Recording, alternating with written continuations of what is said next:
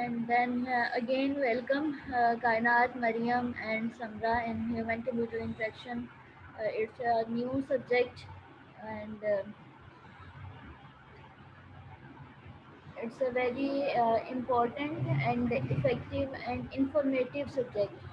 आप जब इसको पढ़ेंगे तो आपको यकीनन जो है वो इसमें इंटरेस्ट मिलेगा। आप देखेंगे कि ह्यूमन एंड मशीन के दरमियान हम किस तरह से इंटरेक्शन करवा सकते हैं।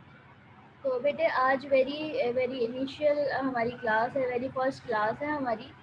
तो सबसे पहले हम कोर्स आउटलाइन को डिस्कस करेंगे। जैसे कि आपके दो सब्जेक्ट हैं मेरे पास, एक HCI human computer interaction and second one is IT project management. तो बेटा आज के लेक्चर में हम इन दोनों का जो इंट्रोडक्शन है वो लेंगे। इनके जो इन दोनों सब्जेक्ट्स के जो ऑब्जेक्टिव हैं उनको हम लोग डिस्कस करेंगे। तो मैं आपके साथ शेयर करती हूँ first one human computer interaction की कोर्स आउटलाइन एंड देन उसमें देखते हैं कि हमारे पास कौन कौन से जो हैं वो ऑब्जेक्टिव्स आते हैं जिनको हमने फुलफ़िल करना है इस कोर्स में। ठीक है बेटे, ये आपके बहुत ही आसान सब्जेक्ट है और बहुत ही जो है ना वो इन्फॉर्मेटिव है। ठीक है, इसमें लाइक ह्यूमन कंप्यूटर, इसके नेम से ही आपको इसका अंदाज़ा हो रहा है कि ह्यूमन एंड कंप्यूटर के दरमियान में कुछ आपने इंट्रैक्शन करवानी है, कम्युनिकेशन करवानी है। तो बेटे ह्यूमन ने ही सिस्टम को डेवलप किया है ना, तो देन ह्यूमन ने किस तरह से सिस्टम की इंट्रैक्शन ह्यूमन से करवाई एंड देन ह्यूमन ने इंटरेक्ट किया सिस्टम के साथ। लाइक इस तरह की जो चीज़ें हैं वो इसमें हम पढ़ेंगे। मैं आपके साथ कोर्स आउटलाइन इसकी शेयर करती हूँ। जी, ये बेटा हमारी कोर्स आउटलाइन है ह्यूमन कंप्यूटर इंटरेक्शन की। जैसे कि आपका 6 सेमेस्टर है और मरियम, आर्टिफिशियल इंटेलिजेंस जो है वो एक और टर्म में आ जाती है बेटा। आर्टिफिशियल इंटेलिजेंस में हम मशीन को इंटेलिजेंट बनाते हैं। ठीक है, यहाँ पर ह्यूमन कंप्यूटर इंटरेक्शन में हमने ये सोचना है कि ह्यूमन और मशीन के दरमियान में इंटरेक्शन किस तरह से हो सकती है।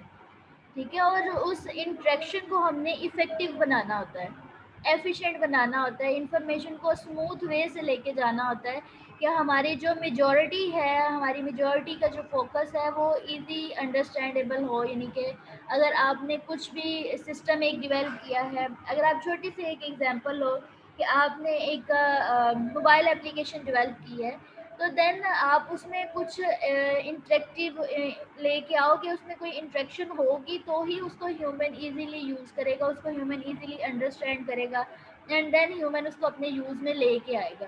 तो इस तरह की जो इंटरेक्शन है, एक इफ़ेक्टिवनेस लेके आना किसी प्रोडक्ट में, किसी सिस्टम में, वो सब चीज़ें जो है वो हमने ह्यूमन कंप्यूटर इंटरेक्शन में पढ़नी है।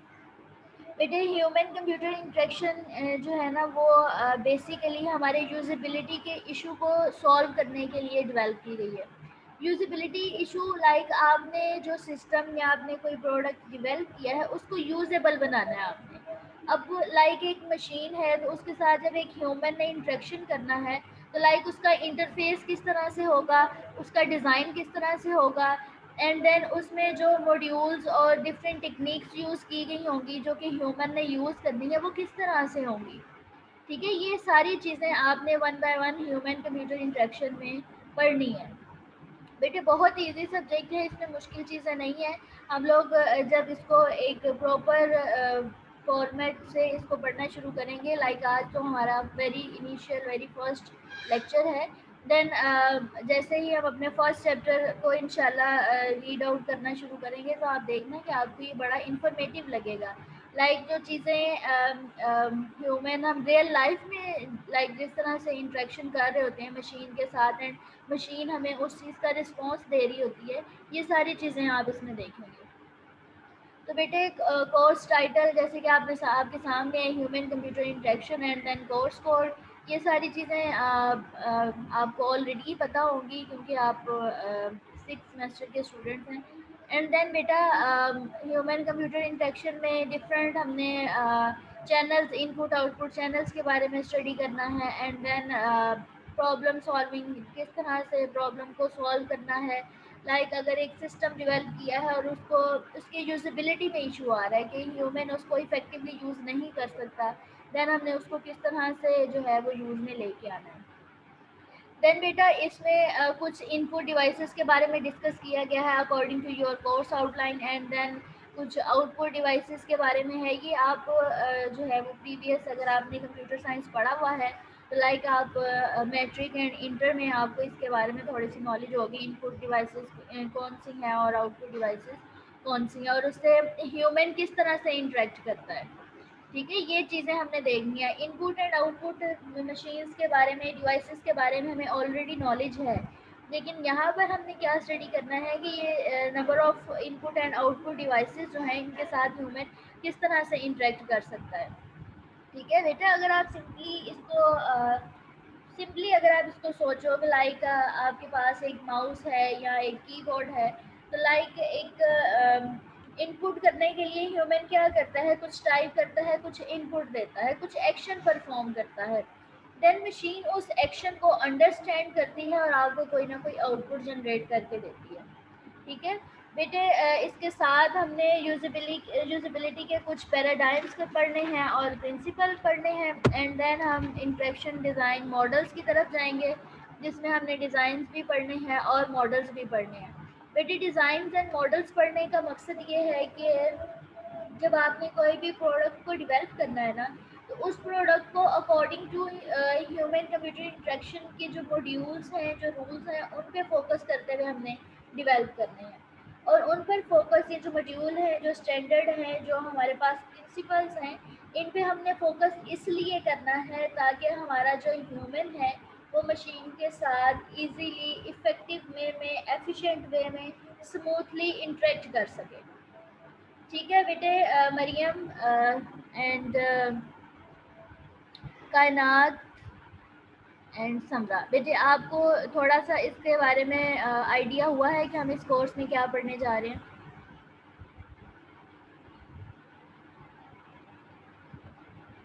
ओके बेटे, नेक्स्ट बेटे इसमें हमारे पास कुछ प्रोटोटाइपिंग आ जाती हैं, कुछ टेक्निक्स आ जाती हैं, गाइडलाइंस आ जाती हैं।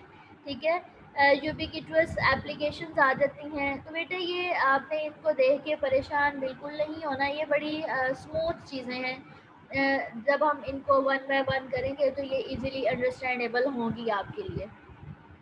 ठीक है, और बेटे थोड़ा सा मैं मज़ीद आपको ह्यूमन कंप्यूटर इंटरेक्शन के बारे में जो है वो इंट्रोडक्शन इसका बता दूं कि इसमें जो हमारा ह्यूमन कंप्यूटर इंटरेक्शन है इसको MMI भी कहते हैं। ठीक है, MMI stand for man machine interaction, and also and other name of human computer interaction is CHI, computer human interaction. ठीक है, यहाँ पर मैंने आपको एक लाइक अदर नेम बताए हैं ह्यूमन कंप्यूटर इंटरेक्शन के लाइक हम ह्यूमन कंप्यूटर इंटरेक्शन को मेन मशीन इंटरेक्शन भी कहते हैं, और हम जो है कंप्यूटर ह्यूमन इंटरेक्शन भी कहते हैं। CHI, MMI and as well as HCI, ये थ्री जो है वो नेम है जिनसे हम ह्यूमन कंप्यूटर इंटरेक्शन जो कोर्स पढ़ने जा रहे हैं इनको प्रोनाउंस कर सकते हैं।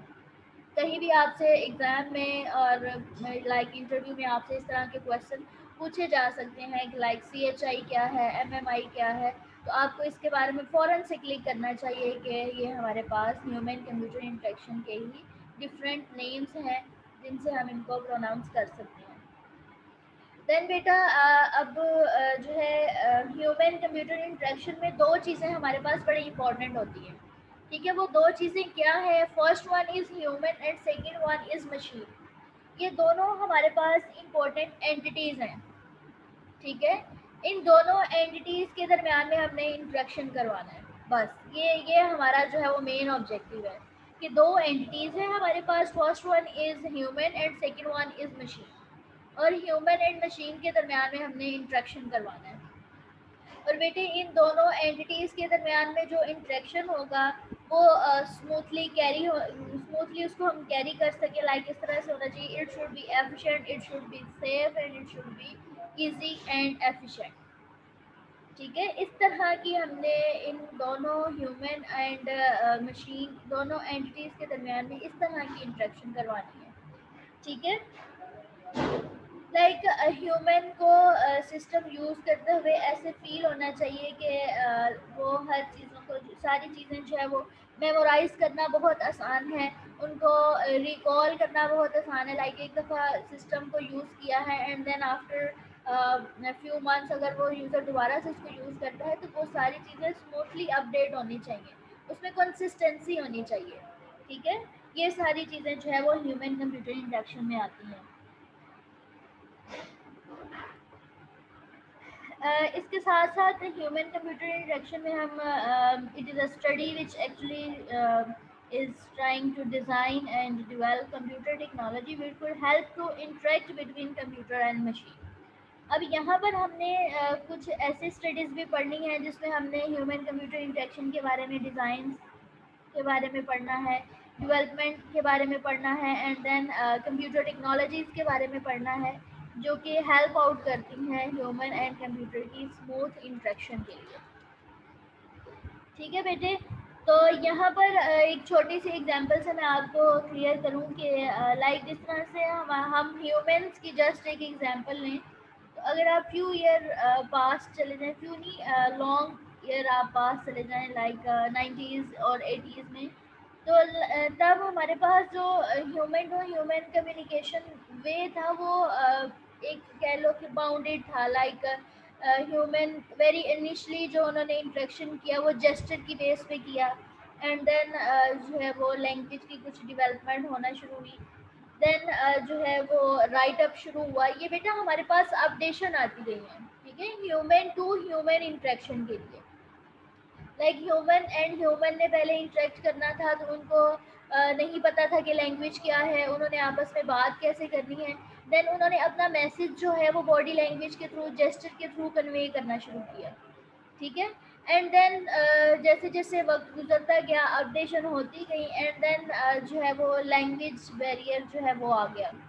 ठीक है, लैंग्वेज जो है वो अंडरस्टैंड करने लग गए, डिफरेंट जो है वो लैंग्वेजेस आ गई एंड देन हमने जो है वो मूव किया, देन जो है वो हमारा टाइम जो है वो अपडेट हुआ एंड देन राइट अप पे हम आ गए।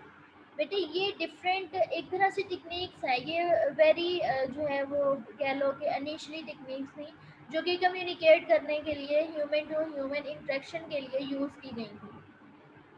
ठीक है, वैसे हम नॉर्मल लाइफ में बात करते हैं तो ये इतना जो है वो इफ़ेक्टिव नहीं लग रहा होता। ठीक है, लेकिन जब हम इसको एक प्रॉपर पैटर्न से जो है वो स्टडी करते हैं तो ये बड़ा इंटरेस्टिंग लगता है कि लाइक ह्यूमन जो है वो पहले आपस में नहीं जानते थे, देन उन्होंने इंटरेक्शन करना चाहा, जेस्चर बेस्ड इंटरेक्शन हुई, देन लैंग्वेज आ गई एंड देन राइट अप लिख के कम्युनिकेशन करना शुरू किया। तो बेटा इन सब कम्युनिकेशन में जो मोर इफ़ेक्टिव और एफिशिएंट वे समझा जाता है कम्युनिकेशन का, वो हमारे पास स्पीकिंग है। ठीक है, बोल के अपना मैसेज कन्वे करना एक इफ़ेक्टिव जो है टेक्निक है, इफ़ेक्टिव वे है, इफ़ेक्टिव मैसेज मेथड है अपना मैसेज कन्वे करने का। ठीक है, आप लाइक मैं आपको लेक्चर डिलीवर कर रही हूँ, हम फेस टू फेस कम्युनिकेट नहीं कर रहे, लेकिन आप मुझे सुन रहे हैं और मैं बोल रही हूँ, ये भी हम हमारी इंटरेक्शन का मेथड है। ठीक है, हम लाइक आप मुझे सुन रहे हैं, मैं आपसे इंटरेक्ट कर रही हूँ। ठीक है, आप मुझे रिस्पॉन्स करते हैं, लाइक अंडरस्टैंड करते हैं, तो ये आप मुझे आउटपुट शो करते हैं। लाइक इस तरह से जो है वो हमारी इंटरेक्शन हो सकती है। बेटे ह्यूमन कंप्यूटर इंटरेक्शन जो है ना वो हमारे पास कोई छोटी सी फील्ड नहीं है। ठीक है, ह्यूमन कंप्यूटर इंटरेक्शन को साइकोलॉजी में यूज़ किया गया है एंड देन कॉग्निटिव साइंस में इसका बहुत सारा यूज़ है, एज वेल एज अर्गोनॉमिक्स बहुत इफेक्ट करती है। बेटे अर्गोनॉमिक्स एक शायद आपके लिए न्यू नेम हो। अर्गोनॉमिक्स कहते हैं आपका इन्वायरमेंट। ठीक है, आपकी जो फिजिकली पोस्चर है, फिजिकली जो चीज़ें हैं वो बहुत इफेक्ट करती हैं इंटरेक्शन पे। लाइक अगर आप इंटरेक्शन कर रहे हैं सिस्टम के साथ और आपके पास इन्वायरमेंट कंफर्टेबल नहीं है, लाइक अब गर्मी है, आप लाइक फील गर्मी कर रहे हैं, आप कंफर्टेबल जोन में नहीं है, लाइक आपका बैठने का पोस्चर जो है वो ठीक नहीं है, तो बेटी इस सिचुएशन में जो आपकी डेवलपमेंट है ना वो इफ़ेक्टिव नहीं हो सकती।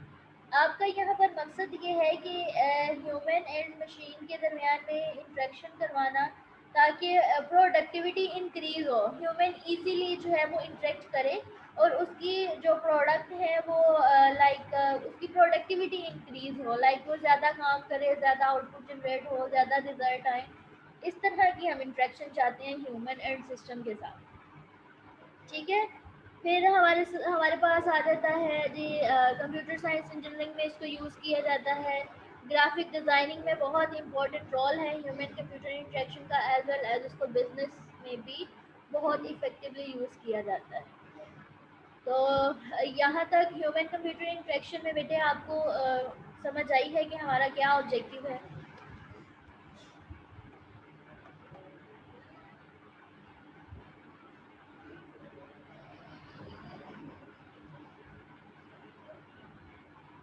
जी बेटे मुझे रिस्पॉन्स दें जल्दी से। ओके ओके ओके बेटा। बेटे अब ये सेकंड कोर्स आउटलाइन है हमारे पास आईटी प्रोजेक्ट मैनेजमेंट की। तो बेटे इसमें ये थोड़ा सा जो है ना दोनों कोर्सेज का टेस्ट जो है वो चेंज है। ठीक है बेटे, आपको जहाँ पे जौन सी चीज़ की ड्यूरिंग लेक्चर समझ ना आ रही हो आप मुझे कमेंट करके पूछ सकते हैं, मैं आपके कमेंट साथ साथ रीड कर रही होती हूँ। ठीक है, और आई होप कि आपको इन दोनों सब्जेक्ट में कोई भी डिफ़िकल्टी नहीं आएगी, क्योंकि ये बहुत आसान और इजी सब्जेक्ट हैं और इंशाल्लाह आप इसको बहुत अच्छे वे से, अच्छे तरीके से इसको जो है वो अंडरस्टैंड करेंगे। ठीक है बेटे, नेक्स्ट जो है वो आईटी प्रोजेक्ट मैनेजमेंट है। तो बेटे इसमें सिंपली इसका जो ऑब्जेक्टिव है वो ये है कि आपने एक प्रोजेक्ट को किस तरह से मैनेज करना है। ठीक है, उसकी आपने टाइमलाइन क्या बनानी है, उसमें आपने मेथडोलॉजी क्या यूज़ करनी है, एंड देन उसमें आप कौन कौन सी अप्रोचेस को यूज़ करेंगे। एंड अगर आपने एक सिस्टम को डेवलप करना है या आप किसी एप्लीकेशन को, प्रोजेक्ट को डेवलप करने जा रहे हैं, तो उसके फर्स्ट स्टेप से लेके लास्ट स्टेप तक आपने कौन कौन से एक्शंस परफॉर्म करने हैं। ठीक है, लाइक आप 6 सेमेस्टर के स्टूडेंट हैं और फर्दर आपने अपना फाइनल ईयर प्रोजेक्ट भी बनाना है। तो बेटे उस प्रोजेक्ट को आपने किस तरह से लेके चलना है, उसमें किस तरह की जो है वो like diagrams, graphs and charts आपने ऐड करने हैं, ये सारी चीज़ें जो है वो आप इसमें स्टडी करेंगे आईटी प्रोजेक्ट मैनेजमेंट में। ठीक है बेटे, ये सारी चीज़ें मैनेजमेंट जो है ना ये आपकी एक डिसिप्लिनरी मैनर में आ जाता है। ठीक है, कि आप एक डिसिप्लिन से, आप एक प्रोसेस को फॉलो करते हुए जब आप अपना अपना प्रोजेक्ट जो है वो बनाते हैं तो उसमें बड़ी स्मूथनेस आती है। ठीक है, लाइक अगर आपने एक एप्लीकेशन डेवलप की है और आपने उसको, ये एप्लीकेशन डेवलप करना एक बहुत ही स्मॉल प्रोजेक्ट है आपका। ठीक है, आप पहले उसकी लाइक जो भी आप मॉड्यूल डेवलप कर रहे हैं उसके बारे में प्रॉपर डॉक्यूमेंटेशन प्रिपेयर करते हैं, एंड देन उसमें मेंशन करते हैं कि किस तरह के जो मॉड्यूल है, क्या टेक्निक है, क्या मेथोडोलॉजी आपने यूज़ की है। तो इस तरह की सारी चीज़ें आप प्रॉपर डॉक्यूमेंट आप प्रिपेयर करते हैं। ठीक है, और प्रॉपर डॉक्यूमेंट प्रिपेयर करने का मकसद ये होता है कि अगर आपने इन फ्यूचर कोई भी अपडेशन लेके आनी है अपने प्रोजेक्ट में, तो आप उसको इजीली अपडेट कर सको, आपको ये पता हो कि प्रीवियसली कौन कौन से मॉड्यूल यूज़ किए हैं। इसके अलावा अगर आप किसी ऑर्गेनाइजेशन के प्रोजेक्ट बना रहे हैं तो उसके लिए आपको प्रॉपर प्लानिंग करनी पड़ती है, ताकि अगर कोई आपका एम्प्लॉय छोड़ के चला जाए और उसकी जगह अगर कोई और एम्प्लॉय आ रहा है तो वो सारी डॉक्यूमेंटेशन को इजीली अंडरस्टैंड कर सके। ठीक है, कि इसमें कौन से मॉड्यूल ऑलरेडी यूज़ हुए हैं, एंड देन अगर आपने कोई उसमें चेंज लेके आना है तो वो आप किस तरह से ला सकते हैं। ठीक है बेटा, इसमें लाइक आप प्रोजेक्ट के डिफरेंट एट्रीब्यूट्स के बारे में पढ़ेंगे, यूज़र्स के बारे में पढ़ेंगे, एंड देन प्रोजेक्ट प्लानिंग के डिफरेंट फेजेस आ जाएंगे। लाइक आपने एक प्रोजेक्ट बनाना है तो उसके लिए आपने किन किन फेजेस से गुजरना है, एंड देन आपके ग्रुप प्रोसेस आ जाता है, project management group of process, and then integration management आ जाती है जिसमें आप चार्टर, प्रोजेक्ट चार्टर के बारे में पढ़ेंगे, and then different strategy plan out करेंगे। SWOT एनालिसिस है बेटा जिसको आप अपने प्रोजेक्ट पे अप्लाई करते हैं। इस तरह की जो डिफरेंट लाइक टाइमलाइन है, आपका प्रोजेक्ट कॉस्ट है, बेटे कॉस्ट आपकी बहुत ज़्यादा इफ़ेक्ट करती है, ठीक है। ये सारी चीज़ें आपने ना प्रॉपर लेके चलनी होती हैं, और सारी चीज़ें आप जब उसको एक कह लो कि उसकी मैनेज करते हो, उन सब चीज़ों को लिस्ट डाउन करते हो, तो वो सारी चीज़ें जो है वो किस एरिया में आ जाती हैं, प्रोजेक्ट मैनेजमेंट के एरिया में आ जाती हैं। ठीक है बेटे, जब आपने एक प्रोजेक्ट को डेवलप करना होता है तो उसके लिए आपने टाइमलाइन को फॉलो करना होता है कि लाइक आपका मई 2028 में 2021 को जो है वो प्रोजेक्ट का स्टार्ट हुआ है, एंड देन दिसंबर 2022 को आपने जो है उसको सबमिट करवाना है। ठीक है, तो आपने उस टाइमलाइन में रहते हुए अपने डिफरेंट मॉड्यूल जो हैं वो डिवाइड करने होते हैं, उनकी सैम्पलिंग करनी होती है कि आप इतने टाइम के लिए इस मॉड्यूल पे काम करेंगे, इतने टाइम के लिए इतने। अगर आप इस तरह की प्रॉपर वर्किंग नहीं करते, तो बेटा अगर आपकी डेडलाइन आ जाती है और आप उस तरह से आउटपुट नहीं दे सकते, तो आपका प्रोजेक्ट इफेक्टिव नहीं होगा। ठीक है, प्रोजेक्ट की क्वालिटी को भी मेंटेन रखना है, और इसके साथ साथ अपनी कॉस्ट को भी मैनेज करना है। बेटा कॉस्ट जो है वो अगर आप एक प्रोजेक्ट बनाते हो, तो आपने एक प्रोजेक्ट बनाया है और आपने उस पर जो है वो आपके जो कॉस्ट आई है, जो आपके पैसे लगे हैं, वो आप 10,000 लगा है। ठीक है, लेकिन जब आप उसको मार्केट में लेके जाते हैं तो उसकी जो प्राइसेस हैं वो बड़ी रिड्यूस हुई भी होती हैं, आपको 5,000 6,000 मिल रहा होता है। तो आपका जो है वो नुकसान होना शुरू हो जाता है, लॉस आपका हो जाता है। तो इस तरह की जो मिस हैंडलिंग अगर हो रही होती हैं, उससे आपने अपने आप को सेव करना है, और इन सारी चीज़ों को आपने मैनेज करके चलना है। ठीक है, देन वन बाय वन जब हम इसमें पढ़ेंगे तो डिफरेंट रिस्क के बारे में भी जो है वो स्टडी करेंगे, किस तरह के रिस्क जो है वो आ सकते हैं, और उन रिस्क को हम किस तरह से ओवरकम कर सकते हैं। ठीक है बेटे, यहाँ तक हम हमारे जो दो कोर्सेज हैं, दोनों का इंट्रोडक्शन हो गया है, ह्यूमन कंप्यूटर इंटरेक्शन का भी और आईटी प्रोजेक्ट मैनेजमेंट का भी। दोनों का ऑब्जेक्टिव हमने स्टडी किया है कि इन दोनों में हम क्या स्टडी फर्दर हमने क्या ऑब्जेक्टिव जो है वो लर्न करने हैं। जी बेटे, मरियम, कायनात एंड समरा, बेटे कोई कंफ्यूजन है तो आप मेरे से पूछ सकते हैं।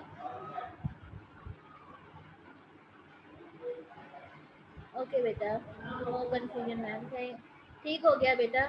एंड इंशाल्लाह कल हम दोबारा से अपना जो है वो ह्यूमन कंप्यूटर इंटरेक्शन, कल आपका आई थिंक लेक्चर है, तो हम इंशाल्लाह पढ़ने की कोशिश करेंगे, अपने चैप्टर्स को स्टडी करेंगे, एंड मैं आपको साथ साथ इनकी स्लाइड्स भी सेंड करती रहूँगी। ठीक है,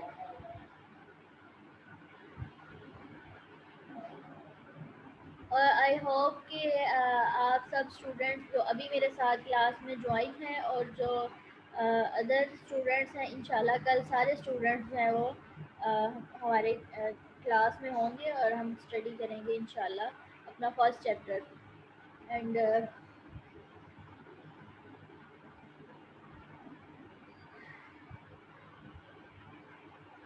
बिल्कुल मरियम, इंशाल्लाह hope for best, and it's time to wind up our lecture. इंशाल्लाह हम कल दोबारा मिलेंगे, एंड दोबारा से हम ह्यूमन कंप्यूटर इंटरेक्शन के जो ऑब्जेक्टिव्स हैं, जो डिफरेंट पर्पस हैं, उनको वन बाय वन स्टडी करेंगे। इसके साथ साथ हम आईटी प्रोजेक्ट मैनेजमेंट को भी अपनी टाइम ड्यूरेशन के अकॉर्डिंग डिस्कस करेंगे। थैंक यू वेरी मच बेटा, एंड अल्लाह हाफिज़।